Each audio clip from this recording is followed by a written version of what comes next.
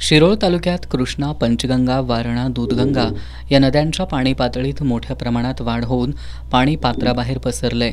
पावसाची संततधार आणि राधानगरी, कोयना, वारणा या धरणांमधून सुरू असलेला पाण्याचा विसर्ग यामुळे सध्याची पूरस्थिती अधिक गंभीर बनण्याची शक्यता निर्माण झाली आहे।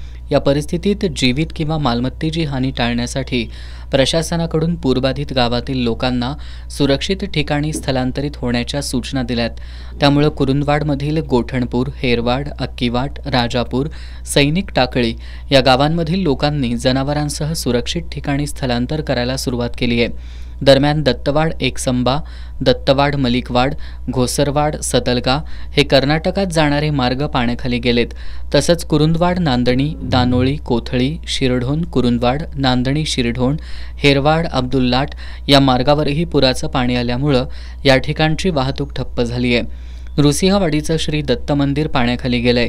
तालुक्यातील पूरस्थितीचा सामना करण्यासाठी तहसीलदार अनिलकुमार हेळकर यांच्या मार्गदर्शनाखाली आपत्ती व्यवस्थापन यंत्रणा सज्ज झाली आहे। लोकांनी पुराचा धोका ओळखून तात्काळ सुरक्षित ठिकाणी स्थलांतरित व्हावं, तसंच पाणी आलेल्या मार्गांवरून जीव धोक्यात घालून प्रवास करणं टाळावं, असं आवाहन प्रशासनाकडून करण्यात आलंय।